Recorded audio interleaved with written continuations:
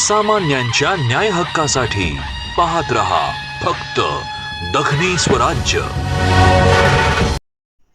मराठवाडा साहित्य परिषदेच्या वतीनं प्रकाशक निर्मल कुमार सूर्यवंशी यांचा सत्कार.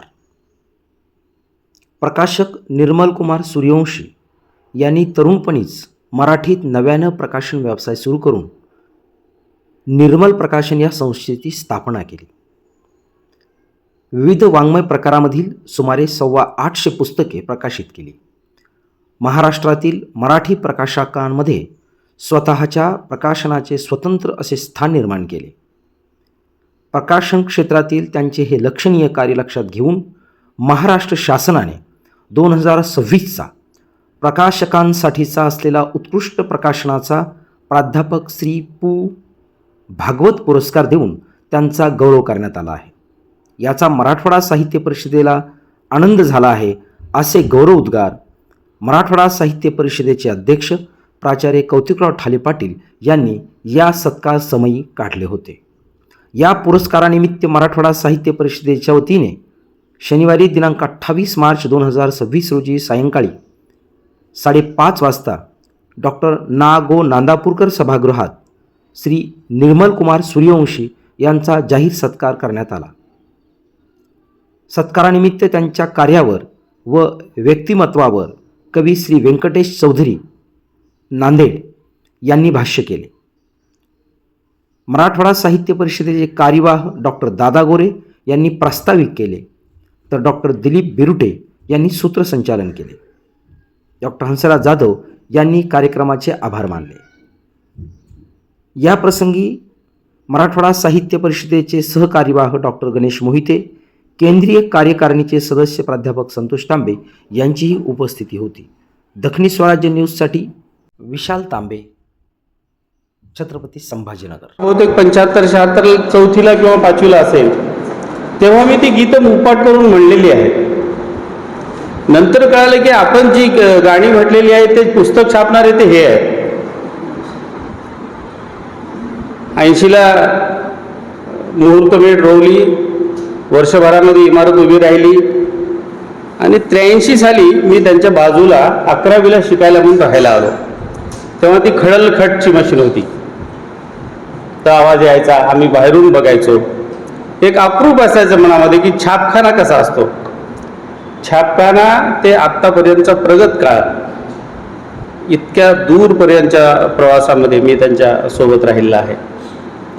सुमारे 850 पुस्तकं, सगळ्या वाङ्मय प्रकारामधली. फार क्वचितच असं एखादे प्रकाशक करू पाहतात, करू धसतात. नाहीतर दादा म्हणाले तसं पुण्या मुंबईच्या प्रकाशकांचा त्यांनी उल्लेख केला. आत्ताचे कोचिंग क्लासेस आणि हे काही नावाजलेले प्रकाशक आहेत यामध्ये फारसा फरक आहे असं मला वाटत नाही. जे खूपच गाजलेले कोचिंग क्लासेस आहेत, आपण उदाहरण घेऊ ॲलन, फार झालं तर तिकडचं अजून दिल्लीचं अजून कुठलं, आपल्यामध्ये कोणी चालवणारं असेल तर माफ करा. होतं काय, 10,000 विद्यार्थी आहेत माझ्या ओळखीच्या चांगल्या एका कोचिंग क्लासेसकडे, त्याच्या वर्गात. किती विद्यार्थी लागतात डॉक्टर म्हणून? फार झालं तर 300, फार झालं तर 500. रेशो किती आहे?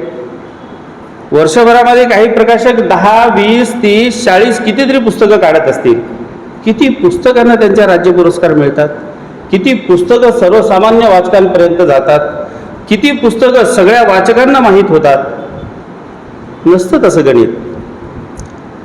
दादाच म्हणाले ते वाक्य घेऊन पुढे जातो मी. कुठल्या प्रकाशनानं पुस्तक काढलंय याच्यापेक्षा त्याच्यामध्ये काय चार्म आहे, जर्म आहे आणि त्याची ताकद काय आहे हे जेव्हा हातोहात म्हणण्यापेक्षा कानोकान किंवा जे माउथ पब्लिसिटी असते की नाही, आता तर त्याची गरज राहिली नाही. एका चुटकीसरशी दिल्लीची बातमी आपल्या गल्लीपर्यंत चालली, व्हॉट्सॲप आहे, फेसबुक आहे, सगळ्यापर्यंत आपण पोहोचतो आहोत. पण जेव्हा हा कोणताच जमाना नव्हता त्या काळात निर्मल प्रकाशनाने आमच्या शेषराव मोरे सरांचा पहिला ग्रंथ छापला. ते पहिलं पुस्तक त्यांचं, सावरकरांचा बुद्धिवाद एक चिकित्सक अभ्यास. फार गंमत आहे त्या पुस्तकांची, ठाले सरांना माहीत असेल. शेषराव मोरे सरांनी स्वतःचं नाव सुद्धा छापायला ते आक्षेप घेतला होता.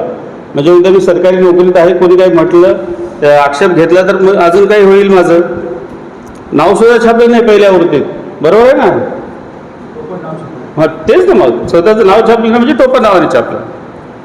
पण जेव्हा, आणि खरंच हे मात्र मी दुर्दैव मान्य करतो किंवा मी मांडतो आपल्यासमोर, मराठवाड्यातल्या माणसाला जेव्हा पुण्या मुंबईचा माणूस चांगला म्हणतो तेव्हा आपण म्हणतो की हा आमचा आहे म्हणून. तोपर्यंत त्याला आपला म्हणून आपण मान्यता देत नाही. त्या सावरकरांच्या बुद्धिवादाची, या पुस्तकाची ओळख, तशीच ओळख झाली महाराष्ट्राला जेव्हा पुण्या मुंबईतल्या जाणकार समीक्षकांनी त्या पुस्तक आपल्यासमोर मांडलं आणि त्याचं महत्त्व सांगितलं, तेव्हा शेषराव मोरे कुठं आपल्या सगळ्या महाराष्ट्राला माहीत झाले. नाहीतर पुण्या मुंबईच्या लोकांना आपल्याला सहसा स्वीकारायची तयारी नसतेच. ते एक जसं IAS कॅटेगरीतल्या लोकांची एक स्टील फ्रेम असते, तसं तिकडे एक संस्कृतीची, वाङ्मयाची एक स्टील फ्रेम आहे मराठवाड्यापर्यंत काही न येऊ देण्याची अभेद्य भिंत उभी गेलेली. त्या भिंतीला छेदून निर्मल प्रकाशन सबंध महाराष्ट्रावर पोहोचलं. आणि ह्याच्या पाठीमागं काय असेल तर त्यांचं निर्मल हे नाव प्रकाशना इतकंच त्यांचं आचरणही तसं आहे. आता त्या अक्षरनाती ज्यांनी वाचलंय किंवा फमुसरांना माहीत आहे की त्यांच्या नावाचं नामांतरण कसं झालेलं आहे. नांदेडला एक नामांतर करणारे फार प्रसिद्ध साहित्यिक आहेत आणि ते त्यांचे खास मित्र रविचंद्र हाडसनकर सर. हाडसनकर सर म्हणजे कृष्णामाईसाठी तिसरं लेकरू होतं. हे दोघं भाऊ आणि रविचंद्र हाडसनकर हे तिसरं लेकरू, अशा पद्धतीनं त्यांनी हाडसनकरांना घरात वागवलेलं आहे, वाढवलेलं आहे, त्यांचं संगोपन केलेलं आहे. त्यांना नाद होता, असं काही विचित्र नाव, थोडंसं वेगळं नाव असलं की, आता गावरान नाव होतं आमच्या सूर्यवंशी सरांचं, नागोराव पाटील. नांदेडला एक ते चौकटीचा उल्लेखच करायचा, नागू जगू बघू.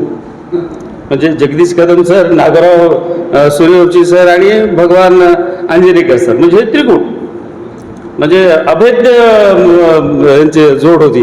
फेविकॉल का जोड जसं असतात ना तसं.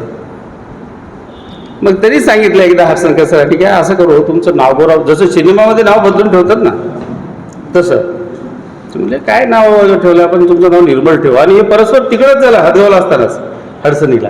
नांदेडला आल्यावर तर नंतरची गोष्ट. अशा पद्धतीने ते निर्मल झाले. प्रकाशनाच्या बाबतीत काही गोष्टी सांगितल्या, व्यक्तिगत त्यांच्या आयुष्याबद्दलही मला सांगायला आवडेल थोड्याशा गोष्टी. जास्त वेळ घेत नाही, मला 20 मिनिटं दिला, मी 20 मिनिटाच्या आत थांबणार आहे. काही माणसं त्यांच्या सहवासात गेल्याशिवाय आपल्याला कळत नाही. बऱ्याचदा आपण कुठल्याही व्यक्तींबद्दल, कुठल्याही नात्यांबद्दल आपण आळाखे बांधूनच, अंदाज बांधूनच त्यांच्याबद्दल काही धारणा स्वतःच्या करून घेत असतो. आपल्याला नसतं ठाऊक की तो माणूस आंतरबाह्य कसा आहे. आता फमुसर सहवासातले आहेत, मी त्यांच्यामुळंच त्यांना भेटू शकलो. गंमत म्हणजे मी निर्मल प्रकाशनला जेव्हा गेलेलो आहे तिथं मला महाराष्ट्रातला कुणीतरी मोठा माणूस भेटलेला आहे. म्हणजे महाराष्ट्रातलं मराठीचं सारस्वत दाखवण्याचं माझं प्रवेशद्वार काय असेल तर ते निर्मल प्रकाशन होतात. म्हणजे त्यासाठी मी स्वतःला भाग्यवान समजतो. आणखी एक गोष्ट सांगतो ठाले सर, काहीतरी जागा आहे बघा, मोठ्या माणसांचा स्पर्श झाला की ती भारल्यासारखी होते, किंवा त्या माणसाचं अस्तित्व म्हणा किंवा त्याचं काहीतरी पुण्यकर्म तिथं उमटतं, असं म्हणतात, राहतं, वास करतं, आत्मा राहतो वगैरे म्हणतो की नाही आपण. मला असं वाटतं की कुरुंदकर गुरुजींचा तिथं काहीतरी अधिवास आहे. कारण माझं काही जे चांगलं काही लिहिलं असं मला वाटतं, मला स्वतःला, तर ते वाचकांनी ठरवावं, माझ्या मित्रांनी ठरवावं, ते माझं त्याच जागी बसून झालं आहे.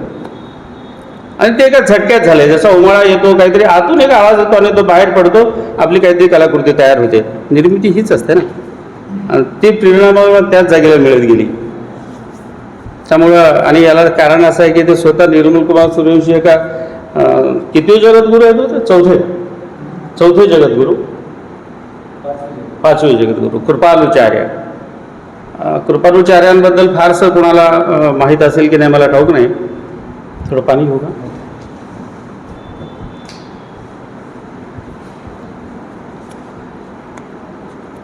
मथुरेला त्यांचं फार मोठं संस्थान आहे. वृंदावनला जगद्गुरू कृपालुचार्य. आजच्या भोंदूगिरीच्या काळामध्ये, त्या काळात त्या माणसाने बंडखोरी करून सत्य काय, भक्ती परंपरा नेमकी काय, कशाचं आचरण करावं आणि कशाच्या मागे जावावं, ध्यानधारणा म्हणजे काय आणि उपासना म्हणजे काय, या गोष्टी आत्ताच्या परंपरेला छेद देणाऱ्या पद्धतीने सांगितल्या होत्या. म्हणून त्या काळातही त्यांना विरोध झाला होता. आपल्याकडे नेहमी परंपरा आहे आतापर्यंत चालत आलेली.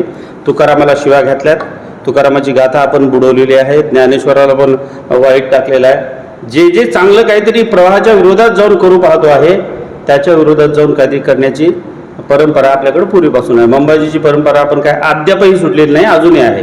फक्त संदर्भ बदलले, चित्र बदलले, रूप बदलले.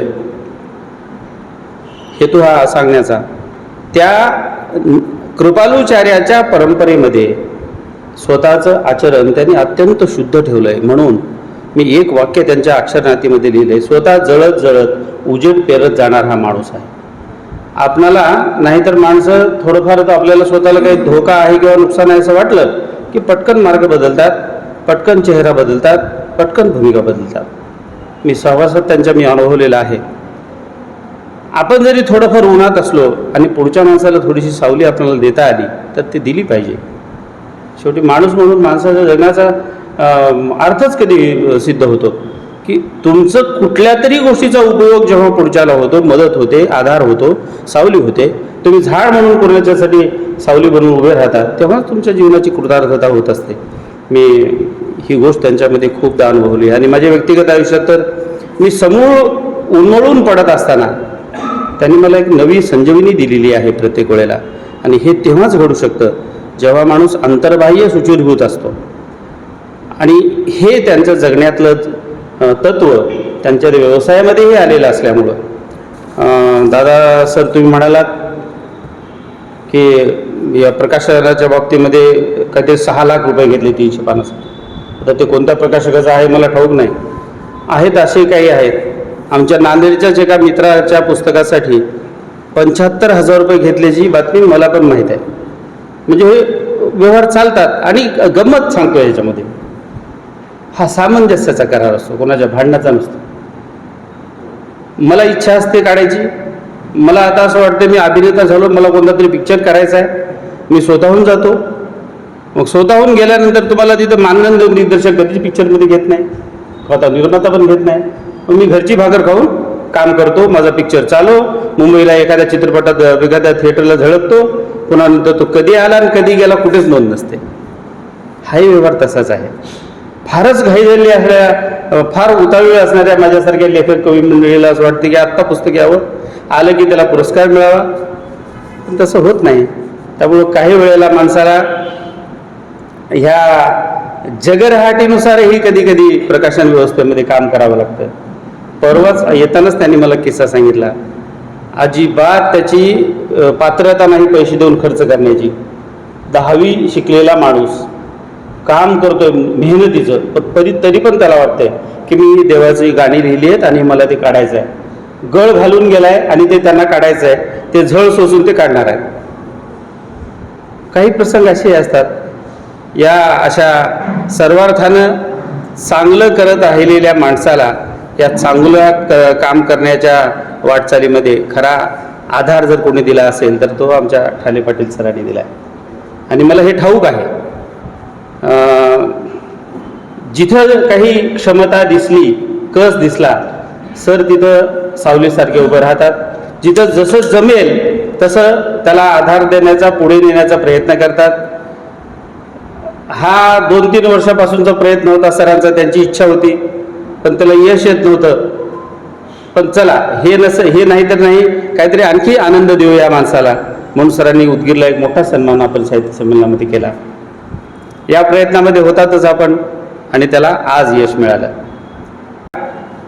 चांगल्या प्रकाशकाला, ज्या प्रकाशकानं ग्रामीण भागातल्या सर्व क्षेत्रातल्या, सर्व स्तरातल्या आणि सर्व वाङ्मय प्रकारातल्या पुस्तकांना प्रकाशात आणलं, आपल्या सर्वांसमोर आणलं. त्यातली काही माणसं राज्य पातळीवर गेली, सगळ्या महाराष्ट्राची लाडकी झाली. त्यांची पहिली पुस्तकं त्यांनी छापली निर्मल कुमार सूर्यवंशी सरांनी. सगळी यादी मी काय वाचणार नाही. आणि त्यांचं वर्तनही तितकंच माणुसकीचं. अशा व्यक्तीचा सन्मान शासनानं केला. त्यानंतर आपल्या मराठवाडा साहित्य परिषदेचं एक बांधिलकी म्हणून आपल्या भूमीतल्या लेखकाचा प्रकाशकाचा सन्मान आपण इथं आयोजित केला. त्याबद्दल मी त्यांचा सोबती म्हणून मनापासून आपली कृतज्ञता व्यक्त करतो आणि थांबतो. धन्यवाद. निर्मल प्रकाशनचे निर्मल कुमार सूर्यवंशी यांचा अतिशय ओघवत्या अशा भाषेत आपले स्वतःचे अनुभव कथन करत प्रकाशक लेखक यांचा सामंजस्य करार, एकूणच प्रकाशकाची भूमिका अतिशय सुंदर या ठिकाणी सर आपण व्यक्त केली. मनापासून आभार. यानंतर सत्काराला उत्तर देण्यासाठी मी आदरणीय निर्मल कुमार सूर्यवंशी सर यांना विनंती करतो की आपण आपलं मनोगत व्यक्त करावं. नमस्कार. आजच्या माझ्या सत्कार समारंभाचे अध्यक्ष आदरणीय कौतिकरावजी ठाले पाटील, दादा गोरे सर,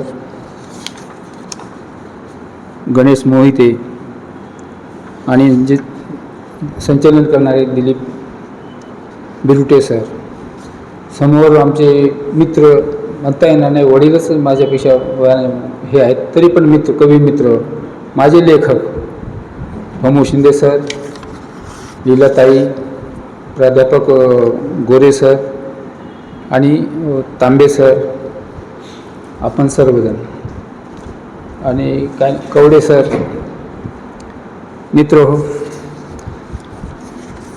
मी माझा सत्कार असल्यामुळे मी माझ्याविषयी काय बोलतो.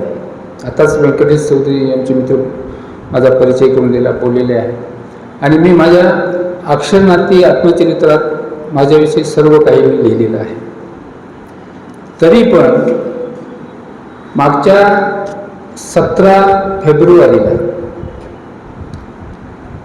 ठाले पाटील सरांनी 3 ते 4 वर्षापासून सातत्याने पाठपुरावा करत आहेत, प्रस्ताव पाठवत आहेत पुण्याला. 3 वर्ष मी कुणाला आशा असते आणि मी तर काम केलेलंच आहे, माझा हक्क होता. मी 3 वर्ष खूप आशेनं पाहिले मिळेल, पण ते काही संधी आली नाही. पण या 4थ्या वर्षी मी आशा सोडली, पूर्ण आशा सोडली होती की आता नाही मिळणार नाही. मी पाटील सरांना सुद्धा फोन केला नाही, कोणालाही फोन केले नाही, हे कसं पाठवला की नाही तुम्ही, काहीही नाही. 17 तारखेला सायंकाळी 7 वाजता त्या मित्रांनी फोन केला की तुझा आकाशवाणी रेडिओवर नाव आलं, पुरस्कार मिळाला. आणि ठाले पाटील अक्षरशः मी हादरून म्हणजे इतका आनंद होऊन गेलो की अश्रून माझ्या डोळ्यातून निघाले. आणि पहिला फोन ठाले पाटलांना केला आभाराचा. पाटील सर आभार आहे. तर सरांचे शब्द काय, सुटलो बाबा एकदाचं. बघा काय असते, पालकत्व स्वतःवर घेणं हे म्हणतात, सुटलो बाबा एकदाचं. म्हणजे सतत पूर्ण मराठवाड्यावर, या मातीत, मराठवाड्याच्या मातीत कोण कोण लिहितं आहे, कोण समीक्षा लिहितं, कोण दर्जेदार लिखाण आहे, कोण भाषण करतं, कोण वैचारिक पातळी कोणाची कशी आहे, एवढं बारीक निरीक्षण पूर्ण मराठवाड्यावर लक्ष ठाले पाटलांचं असतं.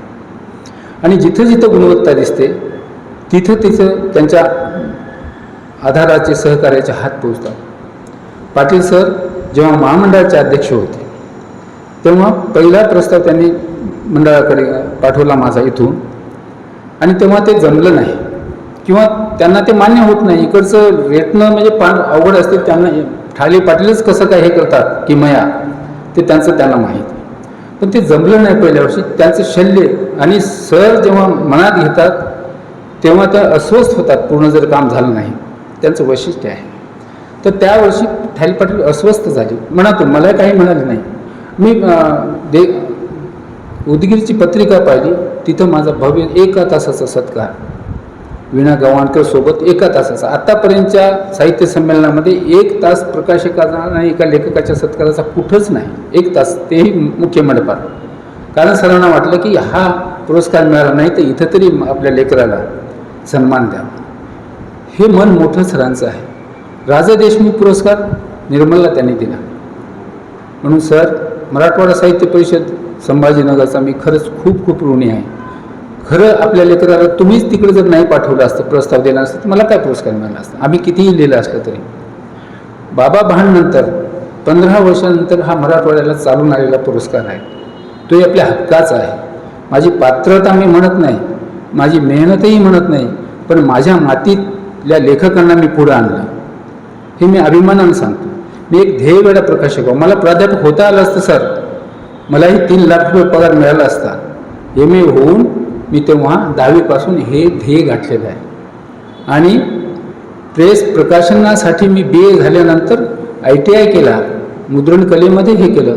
आणि सावरकरांचा बुद्धिवाद 500 पेजेसचं पुस्तक माझ्या स्वतःच्या खिळे जोडण्याच्या छपाईमध्ये छापलं. आणि तेव्हा ते छापलं केव्हा 1988 साली. आणि सावरकरांचा बुद्धिवाद प्रकाशन कोणी केलं तर बाळासाहेब ठाकरेच्या हस्ते मुंबईला.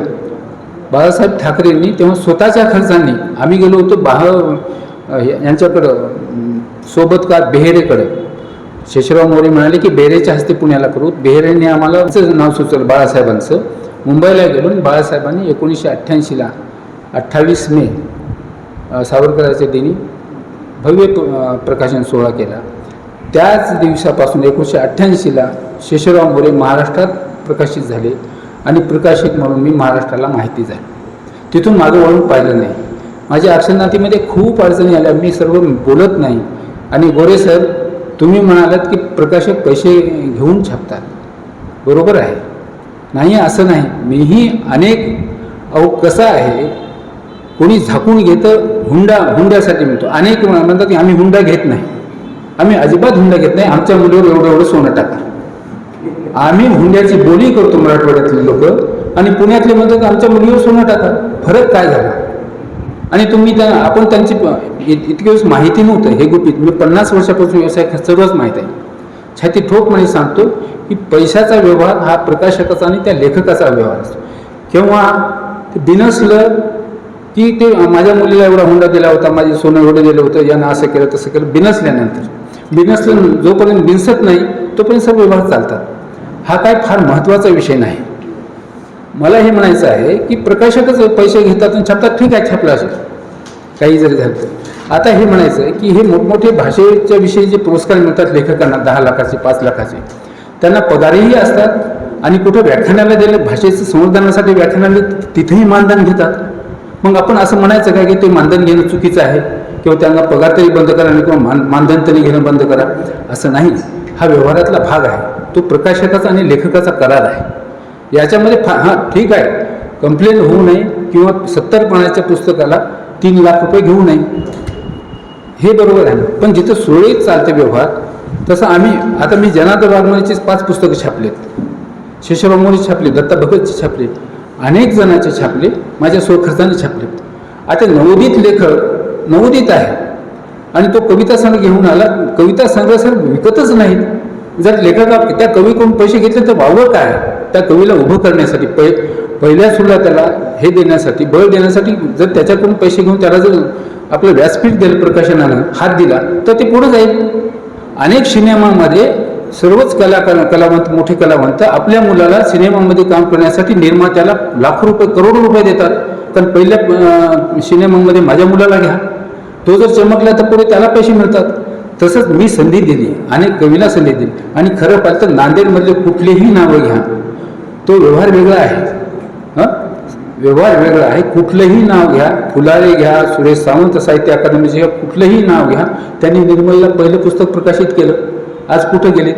व्यंकटेश चौदेसांचे 2 पुस्तकं छापले. अनेकांचे अनेक. मी म्हणत नाही फार काही हे नाही, पण आपण मराठवाड्यांनी जी आता शिळ देण्याचं काम केलं ते त्याचा मला अभिमान आहे. ते साहित्य परिषदा असो, कुठल्या मंडळा असोत, साहित्य महामंडळा असोत, किंवा चळवळी असोत, छोटे आता तांबे सर चळवळ राबवतो, अनेक. हे माहिती नव्हतं तेव्हा तर फार अवघड होतं सर. म्हणून मी ध्येय वेळा झपटलेल्या माणसाला आपण शासनाने खूप पुरस्कार देऊन सन्मानित केलं. आणि त्याच्यामध्ये माझा सन्मान करण्यामध्ये, मला पुरस्कार मिळण्यामध्ये साहित्य परिषद संभाजीनगरचा खूप म्हणजे मोठा वाटा आहे. त्यांच्यामुळेच मला पुरस्कार मिळाला. आणि 1 महिना झाला जेव्हा पुरस्कार जाहीर झाला, सर मी मोठेपणा सांगत नाही, माझ्यावर काय प्रेम, किती प्रेम करावं लोकांनी. मी कोण आहोत? आजकाल कोणी सत्कार, एक फूल द्यायला वेळ नाही कोणाला, पण एवढं कशाचं भडभडून का केलं प्रेम, का माझे सत्कार झालेत? त्यांना माहीत आहे की निर्मलने 50 वर्षात कष्ट कसे घेतलेत, ध्येयानं प्राध्यापकीला लाथ मारून कसे कष्ट घेतलेत. म्हणून त्यांना चिकाटीनं एका ध्येयवेड्या माणसाला पुरस्कार मिळाल्याबद्दल माझे सन्मान झाले. ठाले पाटील सरांचे विशेष मी आभार मानतो. पाटील सर हे मराठवाड्यासाठी सर्व साहित्यिकांना पालकत्व देणारा माणूस आहे. सर कधी कुठे चुकलं तर ते कानही धरतात, फटकाराही मारतात आणि त्यांना जर मनात आलं त्याच लेकराला आपल्या पालक कसा वडील कसा असतो तसंच ती भूमिका ओढवतात. सर तुम्ही जे सन्मान दिला मला पुरस्कारासाठी आपण तिकडं पाठपुरावा केला आणि माझा सन्मान घडवून आणला, सत्कार घडवून आणला, त्याबद्दल मी धन्यवाद देतो, आभार मानतो आणि माझं संपवतो. धन्यवाद सर. सामान्यांच्या न्याय हक्कासाठी पाहत रहा फक्त दखनी स्वराज्य.